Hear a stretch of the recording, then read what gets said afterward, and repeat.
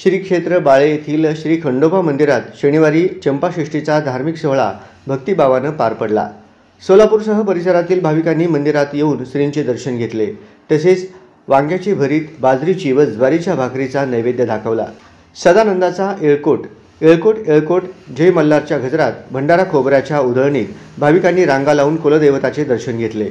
भंडार खोबऱ्याच्या मुक्त हस्ताने करण्यात आलेल्या उधळणीमुळे मंदिर परिसर पिवळ्या जर्द भंडाऱ्याने माखल्यामुळे सोन्याच्या जेजुरीचा भास होत होता। श्री खंडोबाच्या वर्षकाठी भरणाऱ्या 8 यात्रा उत्सवांपैकी चंपाषष्ठी उत्सवाला मोठे महत्त्व असते। मणी मल्ल दानवांच्या संहारासाठी शंभू महादेवाचे मार्गशीर्ष शुद्ध प्रतिपदा ते मार्गशीर्ष शुद्ध षष्ठी या कालावधीत घनघोर युद्ध झाले। युद्धात मणीचा अंत झाला आणि मल्ल शरण आला।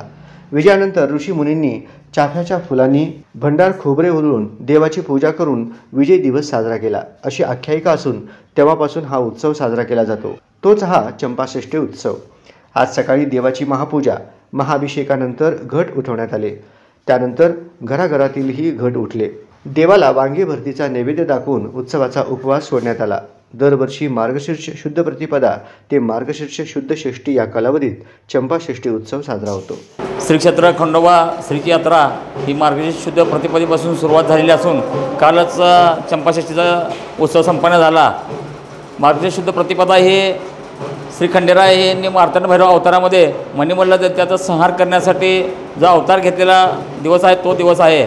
आणि या दिवशीच म्हणजे सर्व ऋषिगणांना जो भूतलावरती ह्या राक्षस लोकांचा त्रास होता, या सर्व राक्षस प्रवृत्तीचा नाश करण्यासाठी सर्व ऋषीमुनींनी भगवान शंकराकडे आराधना केली व त्यांनी या दैत्याचा संहार करण्याची मागणी केली। त्यावेळेस श्री खंडेराय अवतारामध्ये जो युद्धाची सुरुवात झाली, हा युद्धाचा सुरुवातीचा दिवस म्हणजे मार्गशीर्ष शुद्ध प्रतिपदा असून हे युद्ध हे किमान 6 दिवस चाललं आणि हा विजयाचा दिवस म्हणजे चंपाषष्ठी। हा विजय उत्सव साजरा करण्यासाठी सर्व देवलोकांनी भगवान शंकरावरती चाफ्यांचा फुलाचा वर्षाव केला। त्यामुळे या दिवसाला चंपाषष्ठी असं नाव पडण्यात आलं आणि हा दिवस चंपाषष्ठी म्हणून हा उत्सव साजरा केला। तो दिवस रविवार असल्याकारणानं मार्गशीर्ष महिन्याचे सर्व रविवार श्रीची यात्रा ही मोठ्या प्रमाणात या ठिकाणी पार पडली असते। मार्गशीर्ष महिन्यातील हा पहिला रविवार असून आज सकाळी पहाटे 5 वाजता काकड आरती, सकाळी 8 वाजता श्रीची महापूजा अभिषेक, त्याचप्रमाणे दिवसभर आता जागरण गोंधळ घालणे, लंगर तोडणे, जावळ काढणे, तळी भंडार उचलणे, भंडार खोबरं उधळणे, धनगरी ओवाळ गाणे असे विविध प्रकारचे धार्मिक कार्यक्रम या ठिकाणी दिवसभर संपन्न होत असतात। सायंकाळी ठीक 8 वाजता परत श्रीची महापूजा आणि अभिषेक होऊन श्रीची पालखी ही सर्व मानकरी गावकरी यांच्या उपस्थितीमध्ये लंगर तोडण्यासाठी निघते आणि गाव प्रदक्षिणा पूर्ण करून ती परत मंदिरामध्ये प्रस्थान होते। त्यानंतर सर्व मानकरी लोकांना पान सुपारीचा मानाचा विडा देऊन ही यात्रेच्या दिवसाची सांगता होत असते। या ठिकाणी मंदिर समितीकडून आकर्षक असा फुलाचा देखावा या ठिकाणी करण्यात आलेला आहे। त्याचबरोबर CCTVचे सोय असेल किंवा कमांडोची फौज तैनात या ठिकाणी केली आहे। त्याचबरोबर अन्नदान महाप्रसादाचा देखील या ठिकाणी मंदिर समितीकडून व्यवस्था करण्यात आलेली आहे।